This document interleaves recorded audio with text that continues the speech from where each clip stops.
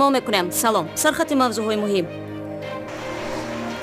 دادستانی سوخت میگوید از پیخرها در این ولایت خبر دارد و قضیه را گروه مفتشان تحقیق میکند. در دو حالت با ضبط کردن گوشت خر این در حدود نوحیه بابوجان غفورلو همچنین کارکرد پوستی وی در حدود نوحیه مسجد و جمعیت دارای مسئولیتش محدوده که فیض مسجد نام دارد از جانب کارمندان مقامات حفظی حقوق معین کرده شده است.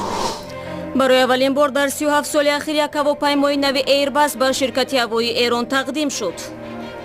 عملا نوسازی ناوگان هوایی ایران را آغاز کردیم. و در روز اول فعالیت نمایندگی وزارت امور داخلی روسیه در تاجیکستان صدها نفر خود را برای ترک تاجیکستان نامنویس کردند. روز 12 январ президенти тоҷикистон бо фармони худ Муҳаммад Саид Убайдуллоев шаҳрдори Душанберо бо муовинонаш аз вазифа барканор кард. Рустами Эмомалӣ собиқ раҳбари оҷонсии зидди фасод ба курсии шаҳрдорӣ нишаст. Дар маросими муаррифии раиси нав нахуст вазир Қоҳир Расулзода ба Муҳаммад Саид Убайдуллоев ки наздики 20 сол раҳбари Душанбе буд барои фаъолияташ аз номи Эмомалии Раҳмон ордени Зарин тоҷ дараҷаи якумро тақдим намуд. Убайдуллоев айни замон дар мақоми раиси Маҷлиси миллии Тоҷикистон боқӣ монда аст, вале коршиносон мегӯянд дар пай тағйиротҳои нави кадри эҳтимолан то як соли дигар ӯ аз ин мақомаш ҳам канор меравад.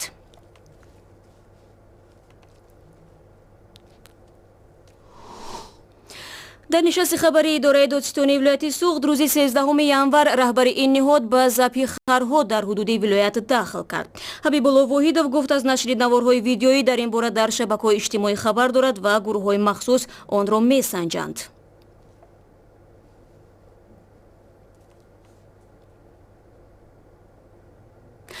ин мансабдор ҳамчунин гуфт ташхиси онҳо истифодаи гӯшти харро дар ҳеҷ ошхона ва идораҳои давлатӣ ошкор накард. Ба қавли додситонии суғд то ҷое маълум шудааст гӯшти хар аз пардобгоҳ ёфт гардидан нафаре ки ба навор гирифта шудааст мегӯяд онро ба сагҳояш медиҳад.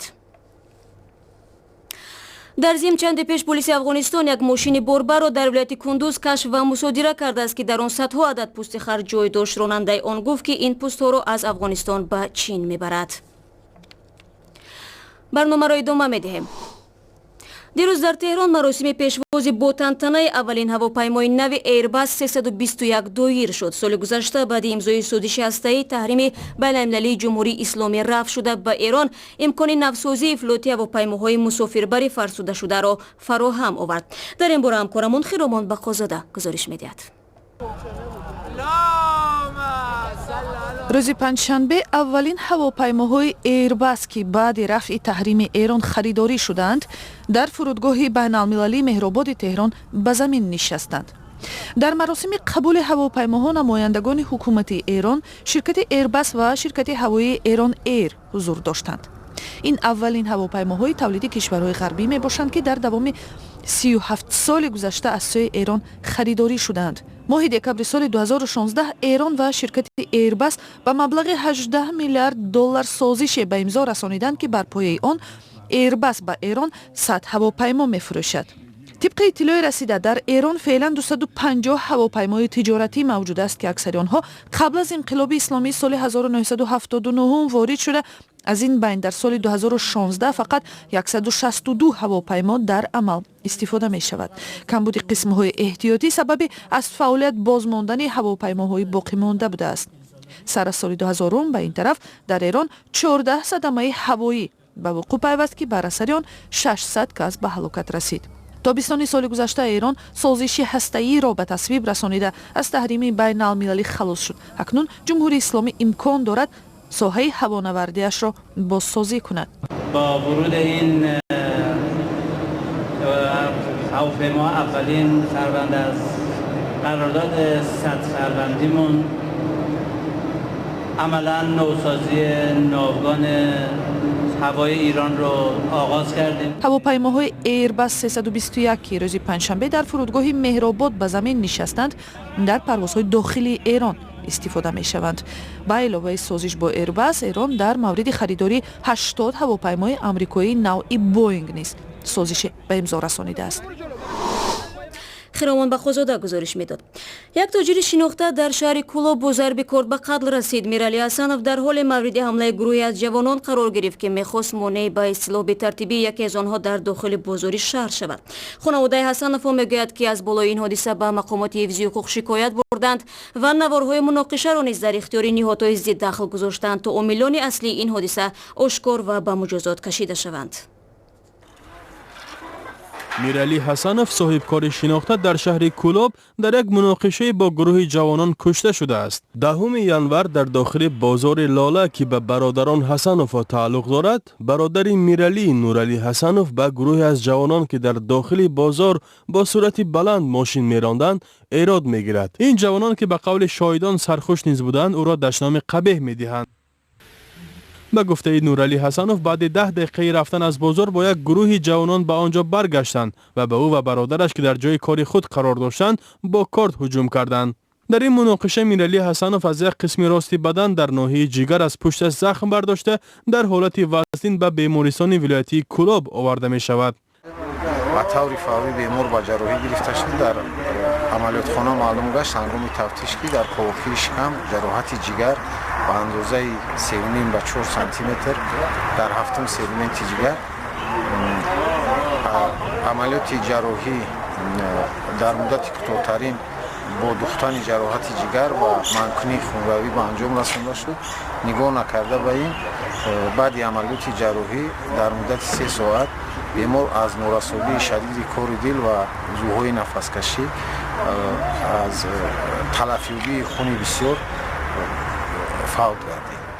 در شعبه امور داخلی کولاب به رادیو آزادی گفتند که در پی این حادثه امیرجان موسایفی 22 ساله دانشجوی سال دوم دانشکده تکنولوژی شهر کولاب همچون گمانبر بازداشت شده است و نسبت این حادثه تفتیشات ادامه دارد. میرعلی حسنوف همراه برادرش نورعلی حسنوف پس از پاشخوری شوروی مرکز سودای غیرت واقع در شهر کولاب را خصوصی کرده در اطراف آن بازار فروش تجهیزات تکنیکی لاله تشکیل کردند. حالا نورعلی حسنوف همراه پسرش امور آن را در دست دارند و 500 تاجر در این بازار قسم‌های احتیاطی می‌فروشند. فرزان محمدی گزارش میداد و برنامه را ادامه میدیم. روز 12 ینور بعد از تنفس چند ماه به کار آغاز نمودن نمایندگی ریاست مواجهت روسیه در دوشنبه باعث تجمع صدها ساکنان کشور در نزد بینای این نهاد شد. افراد جمع آمده از جمله آنهایی هستند که میخواهند به خاطر زندگی بهتر به روسیه بکوچند. مومن احمدی تفصیلات دارد. این شهروندان تلاش دارند از طریق برنامه پرسلنیه یا مهاجرت با اهل عائله‌شان بر روسیه روند. این برنامه از 22 یونی سال 2006 فعال است و برای مهاجرت شهروندان سابق اتحاد شوروی بر روسیه پیش بینی شده است. در تاجیکستان بعد تغییر ساختاری در مقامات روسیه چند ماه بسته بود. امروز روز اولی کاری آن بعد توقف چند ماه است. چند ساعت است اینجا هم. انبوه مردم را خودتان مشاهده دارید. امکانی در آمدن نیست. مردم تلاش پافشارانه خود را برای گرفتن حقوق زندگی در روسیه نبود جای کار در تاجیکستان میگویند. قابل جان تورامرادوف ساکن ناحیه شهر نو میگوید در رویخط خدمات مهاجرت روسیه در دوشنبه 675 نفر نامنویس شده است. یک سال شده نامزد کردیم. بخوایم که رسیه بریم. ما میخوایم با پروگرام این چیز پرسلین رسید براییم. برنامه دولتی روسیه پرسلنیه یا کوچبندی در ابتدا برای برگردانیدن اهالی روس زبان از کشورهای شوروی سابق تمرکز میکرد و حالا اساساً برای تامین منطقه‌های تشنه متخصص و نیروی کاری در روسیه ادامه دارد. آنچه مردم را به ترک وطن مجبور میکند وضع بد اقتصادی در تاجیکستان است. زیاده از 55% از شمار عمومی عرضه دهندگان به همین سبب میکوچند. حالا بیکارم. میخوام در روسیه کار و زندگی کنم چون که در اینجا موفق نشدم. مشکل است.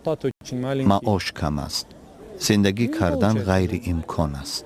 بنا به آمارها به استثنای تقریبا 1 میلیون روس زبان که بعد سقوط شوروی از تاجیکستان بر روسیه کوچیدند در 20 سال اخیر از 300,000 تا 500,000 نفر از شهروندان تاجیکستان صاحب شهروندی روسیه شدند.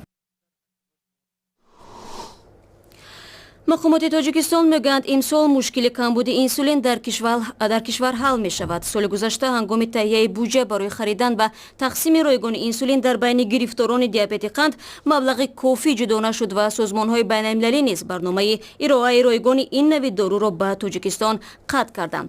ҳукумати кишвар дар соли ҷорӣ барои харидани доруи инсулин 3 миллион сомонӣ ихтисос дод. ҳамкорони мо ин мавзӯъро пайгирӣ намуданд.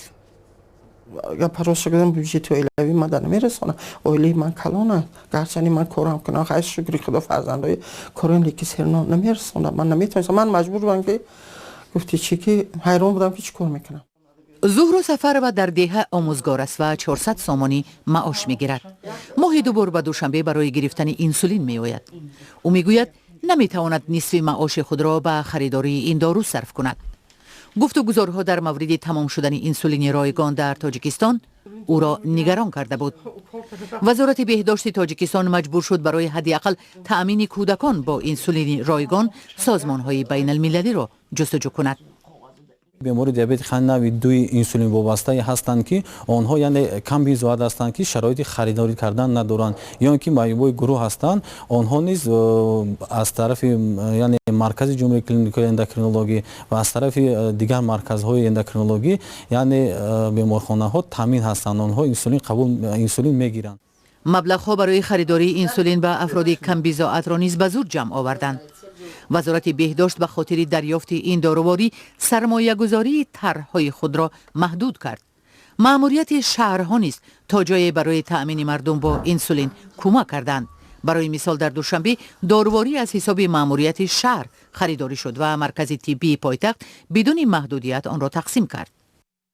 در جمهوری تاجیکستان ما خیلی خیلی کردیم قریب 3700 نفر گرفتار بیماری دیابت خند نوع 1 و نوع 2 انسولین وابسته هست که از آنها 800 نفر آنها از طرف لایحه حیات برای کودکان پورا با انسولین تامین هستند که آنها انسولین قبول میکنند انسولین رو و مرکز جمهوری اندوکرینولوژی باشد از بودجه مرکز برای این گونه بیماران یعنی سوزانداری و خریداری کرده است که با این بیماران از طرف مرکزی ما به بیماران یعنی داده می شود با همراهی انسولین.